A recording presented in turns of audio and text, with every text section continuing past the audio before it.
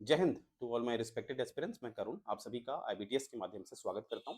जैसा कि आप जानते हैं 16 मार्च को हमारे निर्वाचन आयोग के द्वारा जो एक संवैधानिक निकाय है, अगर ये संवैधानिक निकाय है तो अनुच्छेद 324 में ये आता है, राइट? तो हमारे निर्वाचन आयोग यानी कि इलेक्शन कमीशन ऑफ इंडिया के द्वारा ये घोषणा कर दिया गया है कि जो 18वां जो लोकसभा का जो चुनाव है वो किस तारीख से होगा और उसका जो परिणाम है वो कब आएगा। और यहाँ से एक बात याद रखिएगा, जब भी निर्वाचन आयोग ये घोषणा कर देता है तो उसी तारीख से ऑटोमेटिकली कोड ऑफ कंडक्ट यानी कि आचार संहिता लागू हो जाती है। तो अर्थात हम कह सकें कि 16 मार्च से आचार संहिता लागू हो चुकी है। अब हम देखेंगे कि आचार संहिता होती क्या है? और हम ये भी देखेंगे कि जो ये चुनाव हैं, इनका जो ये चुनाव होने हैं 18वीं लोकसभा के, ये कब से कब तक होने हैं, कितने चरणों में होने वाले हैं और हम कहीं न कहीं इसका जो एक कहीं न कहीं कंपैरिज़न जो है, एक तुलना जो है, वो हमारी जो 17वीं लोकसभा है, जो 2019 में गठित हुई थी, उसके हिसाब से हम देखेंगे, राइट? तो आप स्क्रीन में देख पा रहे होंगे कि हम क्या चर्चा करने वाले हैं, राइट? देखिए, सबसे पहले हम देखते हैं कि जो लोकसभा इलेक्शन है, उसकी जो तारीख है, वो आ चुकी है, ठीक है? तो यहाँ पर आप देखेंगे अप्रैल 19 से लेकर 1 सेकंड, अप्रैल 19 से लेकर 1 जून के मध्य ये चुनाव कराए जाएँगे और ये 7 चरणों में चुनाव कराए जाएँगे, 7 फेजेज़ में और 543 कंस्टिट्यूएंसी में ये चुनाव कराए जाएँगे, राइट? और यहीं पर मैं बताना चाहता हूँ जैसे कि हम सभी जानते थे कि लोकसभा में टोटल जो थे वो 445 थे, अर्थात 543 निर्वाचित थे और 2 आपके मनोनीत थे, जिन्हें हम एंग्लो इंडियन कहते हैं और आप सभी जानते हैं, जो 104 अमेंडमेंट हुआ था, 104 104 जो एक संशोधन हुआ था, उसके द्वारा जो एंग्लो इंडियंस का जो एक राजनीतिक जो एक आरक्षण था, उसको कहीं न कहीं निरस्त कर दिया गया था। तो इसीलिए हमें दिखता है कि वर्तमान में हम 545 नहीं कहते हैं, 543 कहते हैं, राइट? तो ये बात आपने याद रखनी है। तो यहाँ पर आप समझ गए होंगे कि जो चुनाव की जो जो कार्यकाल है, वो अब 19 अप्रैल से 1 जून तक है, राइट? और कहीं न कहीं ये बताया गया है, जो रिज़ल्ट है, वो 4 जून को घोषित कर दिया जाएगा, राइट? चलिए आगे देखते हैं। अब ये जो चरण हैं, कितने फेजेज़ हैं या कितने चरण हैं, ये 7 चरणों में होंगे। तो आप देख पा रहे होंगे 19 अप्रैल से 1 जून तक ये 7 चरण पूरे किए जाएँगे, राइट? और अगर मैं 2019 का देखूँ, जो लोकसभा जो 17वीं लोकसभा के जो चुनाव हुए थे 2019 में, वहाँ पर भी हमें दिखता है कि जो चरण हैं वो 7 हैं, राइट? तो दोनों में समानता है, चाहे वो 17वीं लोकसभा थी या जो 18वीं आएगी, उसमें चरणों की बात की जाए, फेजेज़ की बात की जाए, तो वो कितने हैं? 7 हैं, राइट? आगे देखते हैं। तो यहाँ पर हम देखेंगे 2024 में हम देखेंगे कि जो टोटल जो एक मतदाता हैं वो कितने हैं? 97 करोड़। कितने? टोटल 97 करोड़ ये आपके समक्ष आपको दिख रहा होगा। तो याद रखिएगा कि अगर मैं इसका कंपैरिज़न 2019 से करूँ, तो वो हमें दिखेगा 90 करोड़, 90 करोड़, ठीक है? तो यानी कि कितने बड़े हैं? 7 करोड़ बड़े हैं, 7 करोड़। तो इसीलिए देखिए ऐसा होता है जितना मेरी एक समझ मुझसे कहती है कि जो चरण हैं, चरण को बढ़ाना चाहिए था या बहुत इसमें चर्चाएँ हो रही हैं, अलग-अलग राजनीतिक दल कोई कह रहा है कम होना चाहिए, कोई बढ़ाना चाहिए।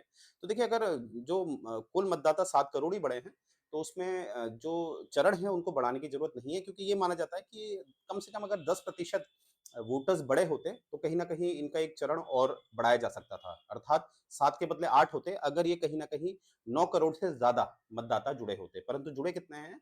पिछले से अगर तुलना की जाए 2019 में 90 करोड़, तो ये 10% से कम है क्योंकि ये 7 करोड़ है। तो यानी कि हमें क्या समझ में आ रहा है? इस साल लोकसभा के चुनाव में टोटल मतदाता कितने हैं? 97 करोड़, ठीक है? और उसमें से जो 18 वर्ष के हैं, वो हैं आपके 1.8 करोड़, राइट? जैसे कि आप सभी जानते हैं, अगर मैं बात करूँ एक संशोधन की जो 1988 के समय पर हुआ था, उस संशोधन की जो संख्या है, वो है आपकी 61st अमेंडमेंट, 61वां संशोधन और इसी के द्वारा आप सभी जानते हैं कि जो एक एज है वोटिंग की, उसको 21 से 18 वर्ष किया गया, राइट? आइए आगे बढ़ते हैं। अब देखिए 2019 के लोकसभा की ज़रा बात कर लें क्योंकि वे याद रखिएगा उसको मैंने 17th लोकसभा कहा है और हम सभी जानते हैं वो 17वीं लोकसभा है जिसका अब कहीं न कहीं अंत ही है। अब 18वीं हमें मिलेगी, राइट? देखते हैं कौन-सी मिलेगी। तो यहाँ पर देखिए अगर 2019 की बात की जाए तो वो भी 7 चरणों में हुए थे, जैसे इस साल भी इतना ही हो रहा है और उस समय टोटल वोटर्स कितने थे? 90 जो मैं बता चुका हूँ। आज कितने हैं? 97 7 ज़्यादा हैं, राइट? और इसमें हम देखेंगे ये जो आपका 17वीं लोकसभा के जो चुनाव हुए थे 2019 वाले, उसमें एक ऐतिहासिक एक पहलू था, वो ये था कि इसमें जो आपका जितना भी ये चुनाव कराए गए थे, जितने भी मतदाता थे, सभी को 100% सभी को जो वीवीपीएटी का एक कहीं न कहीं सहयोग मिला। वीवीपीएटी क्या है? इसका फुल फॉर्म आपको याद रखना है, voter verified paper audit trial. इसमें क्या होता है कि जो भी मतदाता अपना मत जिस भी चिन्ह को देता है, जिस भी पॉलिटिकल पार्टी को देता है, उसकी एक रिसिप्ट उसे मिलती है, राइट? तो ये एक ऑथेंटिसिटी लाता है, अकाउंटेबिलिटी लाता है, राइट? तो ऑब्वियसली जब ये 2019 यानी कि 17वीं लोकसभा में जब ये हुआ था, तो ऑब्वियसली इसमें भी होना है, राइट? ये बात आपने याद रखनी है, क्वेश्चन पूछा जा सकता है। आगे देखते हैं 2019 के बारे में। तो 7 फेजेस, इस साल भी ये 7 फेजेस में ही है, ठीक है? और उस समय 90 करोड़ थे, ये हम चर्चा कर चुके हैं ऑलरेडी। आगे आगे बढ़ते हैं। अब देखिए ये है मेन आपका मॉडल कोड ऑफ कंडक्ट क्या है? Very important point, very very important point, right? इसी पे हम चर्चा करेंगे। तो देखिए चर्चा करने से पहले आप देख पा रहे होंगे जो 3 ब्रांचेस ऑफ गवर्नमेंट होती है। देखिए आप सभी जानते हैं कि एक राज्य होता है, जिसे हम इंग्लिश में स्टेट कहते हैं, हिंदी में हम राज्य कहते हैं। राज्य तो एक अमूर्त है, अमूर्त मतलब एक परिकल्पना है, उसको प्रतिनिधित्व करती है सरकार। और सरकार के बोलूं या राज्य के बोलूं, 3 स्तंभ होते हैं, एग्जीक्यूटिव, लेजिस्लेटिव और जुडिशियल। याद याद रखिएगा, कार्यपालिका, ये है आपकी कार्यपालिका, ये है आपकी व्यवस्थापिका और ये है आपकी न्यायपालिका, ठीक है? तो इस तरह से आप जानते हैं 3 स्तंभ होते हैं। अब इसमें समझने वाली बात क्या है? देखिए ध्यान से देखिए। ज्यादातर जो कोड ऑफ कंडक्ट है वो इन 2 शाखाओं में आता है, इन 2 शाखाओं, एग्जीक्यूटिव और लेजिस्लेटिव। जुडिशियल से इसका कोई इतना ताल्लुक नहीं होता है। यानी कि जो कोड ऑफ कंडक्ट की बात की जा रही है, यानी कि ऐसे व्यवहार की बात की जा रही है, जो कहीं न कहीं अभी जब तक ये चुनाव नहीं होंगे, उन नियमों के अंतर्गत ही आपने काम करना है। तो वो 2 शाखाएँ हैं आपकी, कार्यपालिका और व्यवस्थापिका, ठीक है? आइए उसमें हम चर्चा करते हैं। Very important. तो देखिए सबसे पहला प्रश्न आता है कि क्या जो ये आचार संहिता है, जो मॉडल कोड ऑफ कंडक्ट है, वो कहीं पर दर्शाया गया है, अर्थात कहीं संविधान में इसको परिभाषित किया गया है या सीआरपीसी किसी भी अधिनियम में इसको परिभाषित किया है? तो इसका उत्तर है ये कहीं पर भी परिभाषित नहीं है। ये एक आपसी सामंजस्य, आपसी तालमेल से ये एक नियम बनाए गए हैं। तो आपसी तालमेल किसके बीच हुआ है? ये हुआ है राजनीतिक दल, जो हमारी पॉलिटिकल पार्टीज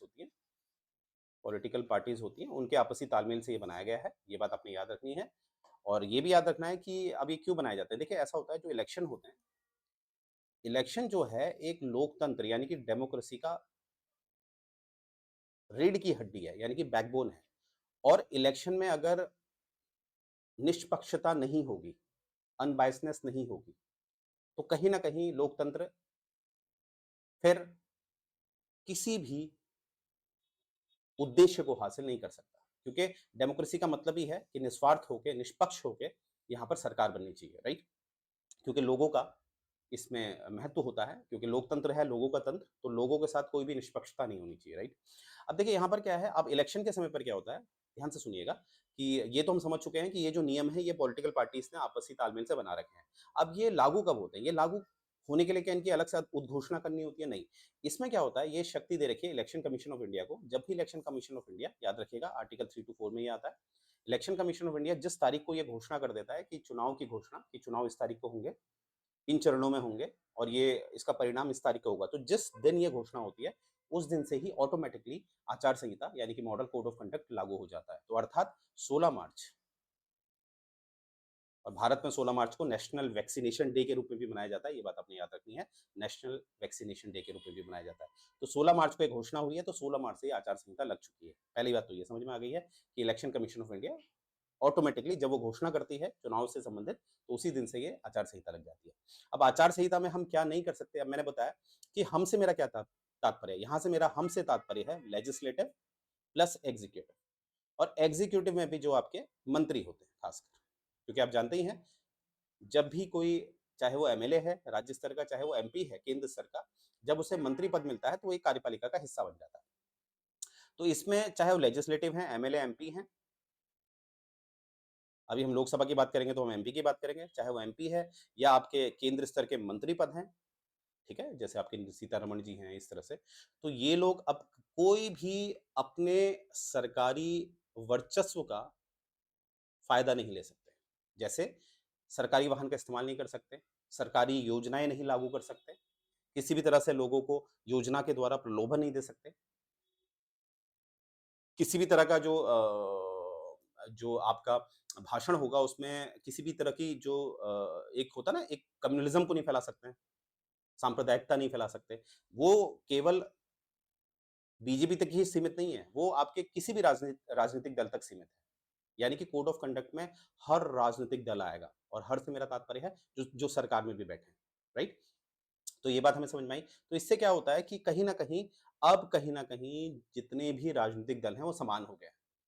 वो किसी भी तरह से अपनी शक्ति का इस्तेमाल नहीं कर सकते, राइट? अब यहाँ पर हमें क्या दिखेगा, अब प्रश्न है कि सर जो हमारे जो सरकारी कर्मचारी होते हैं, जैसे डिस्ट्रिक्ट मजिस्ट्रेट साहब हैं, एसडीएम साहब हैं, तहसीलदार हैं, कोई भी सरकारी कर्मचारी है, उसका क्या? अब वो किसके दिशा निर्देश मानेगा? क्योंकि सरकार तो अब है नहीं पावर में, किसके मानेगा? तो अब वो मानेंगे किसके? इलेक्शन कमीशन ऑफ इंडिया के। अब यहाँ पर क्या होता है, जब भी आचार संहिता लागू हो जाती है, तो जितने भी सरकारी कर्मचारी हैं, अब वो किसके अंडर काम करते हैं? वो करते हैं इलेक्शन कमीशन ऑफ इंडिया। इसीलिए इलेक्शन कमीशन ऑफ इंडिया इतना पावरफुल होता है, राइट? अब मुझे उम्मीद है ये बात आप समझ पाए होंगे। अब हम आगे देखेंगे, इसमें एक पॉइंट हमें और समझना है, वो समझना है कि इसका क्या ऐतिहासिक पहलू है कुछ, यानी कि कोड ऑफ कंडक्ट यानी कि आचार संहिता कब से लागू हुई? तो देखिए, अगर इसको हम देखें तो इसका इतिहास है 1960 से। 1960 में आचार संहिता पहली बार जो केरला के विधानसभा के चुनाव थे, वहाँ पर इसे लागू किया गया था। ये बात आपने याद रखनी है। और हमें 1962 में, आप सभी माफ़ कीजिएगा, 1962 में जो 3rd लोकसभा के चुनाव हुए, 3rd लोकसभा के चुनाव हुए, वहाँ पर इसको लागू किया गया। तो केंद्र स्तर पे 1962 में और राज्य स्तर पे 1960। ये बात आपने याद रखनी है कि जो आचार संहिता है इसका इस्तेमाल किया गया, राइट? तो मुझे उम्मीद है ये बात आपको समझ में आई होगी, राइट? और भी जानने के लिए कि राज्य क्या होता है, राज्य की उत्पत्ति कैसे हुई, तो ये सब अगर आपको जानना है, तो आपने क्या करना है, आईबीटीएस के द्वारा आपने मैं करूँ, आईबीटीएस में ही मैं कार्यरत हूँ और मैं आपको कहीं न कहीं मेरा जो तजुर्बा है 5 सालों का, जो मेरी मेंस राइटिंग है, तो उसके द्वारा मैं आपको समझा दूँगा अच्छी तरह कि कैसे राज्य की उत्पत्ति होती है, राइट?